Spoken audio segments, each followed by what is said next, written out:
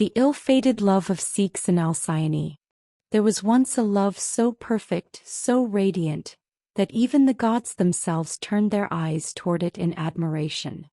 Ceyx, the noble king of Trachis, was a man of striking beauty, his golden hair catching the light like the dawn's first glow. His spirit was fierce, unyielding as the tides, and yet, in the presence of his beloved, he was gentle as the breeze. Alcyone, daughter of Aeolus, lord of the winds, was his equal in every way. She was as graceful as the silver moon on a quiet night, her voice like the song of water slipping over polished stones. Their love was the kind sung of in ballads, envied by mortals and honored by the gods. They ruled their kingdom not just with wisdom but with a devotion so complete that one was never seen without the other. And yet the world is cruel to such perfect love. Fate, ever watchful and unsparing, had already woven sorrow into their thread. One evening, as twilight softened the sky, Ceyx stood at the edge of his great hall, gazing toward the horizon.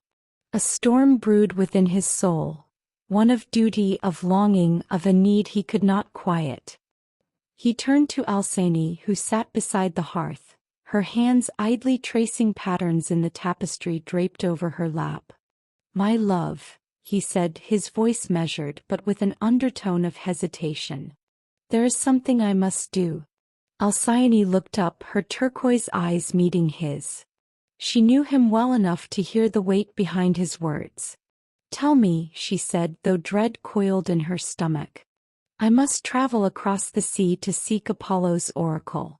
There are omens, shadows in my dreams, and whispers of misfortune. I would know the will of the gods before it is too late." Alcyone's breath caught. "The sea," she echoed, her voice barely above a whisper.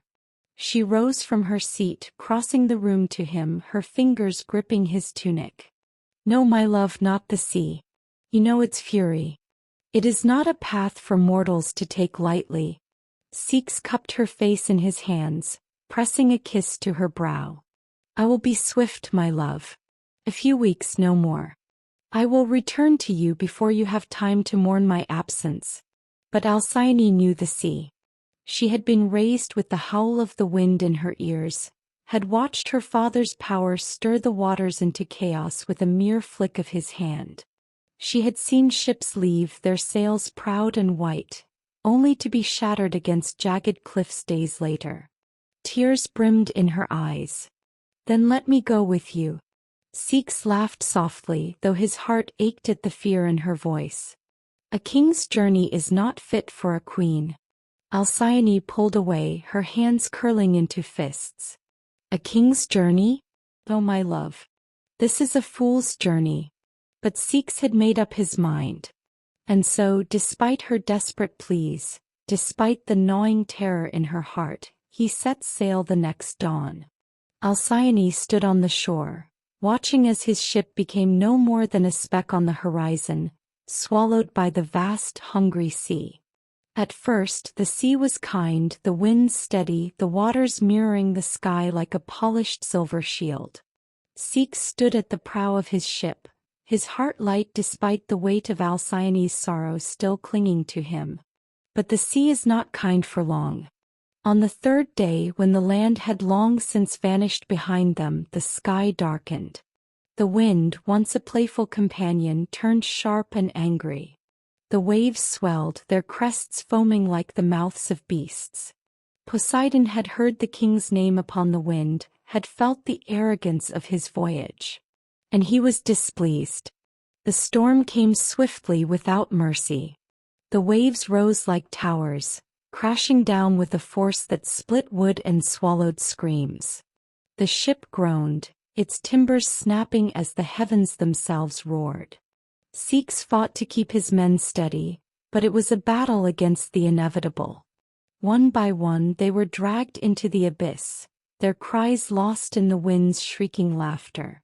And then the ship gave its final death wail, splintering beneath him. Ceyx was cast into the merciless water, the cold like 1,000 knives piercing his skin. The sky above was black, the sea below endless. He struggled against the pull of the depths, but exhaustion weighed on his limbs. Gasping for breath, he raised his head toward the heavens. "Alcyone," he cried, his voice hoarse with sorrow. "If I may send her nothing else, let it be my love." And then the sea closed over him. Far away in Trachis, Alcyone woke from troubled dreams. For nights, her sleep had been restless, haunted by images she could not name. She prayed to Hera, goddess of marriage, begging for her husband's safe return. Hera, moved by her devotion, took pity on the grieving queen. She turned to Morpheus, god of dreams, and whispered her command. "Go to her," she said. "Show her the truth."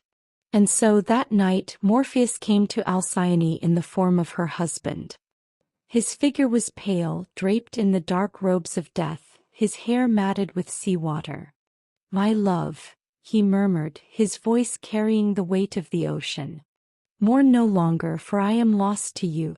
Alcyone awoke with a cry, her heart hammering against her ribs.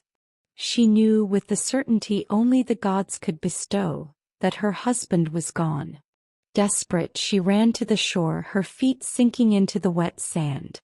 The sea stretched before her, quiet now, betraying nothing of its cruelty. And then she saw him. His body, pale and lifeless, drifted toward her, the waves carrying him home one last time. With a scream that shattered the heavens, Alcyone collapsed. He could not bear it. He would not. And so, with a final, broken sob, she cast herself into the sea. The gods, watching from their thrones, were moved by her love. Before the water could claim her, Alcyone's body shimmered, her arms stretching into wings, her voice turning to song. Ceyx too was lifted from death's embrace, reborn in the form of a bird. The lovers, now kingfishers, took to the sky, their wings brushing against the waves.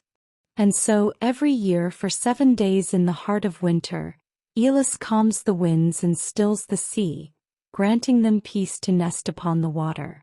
The Halcyon Days they are called, a time of stillness when love even in death endures. And if you stand by the shore in those quiet days, when the wind is hushed and the water is smooth as glass, you may yet see them, 2 birds dancing over the waves, forever bound by love, forever defying fate.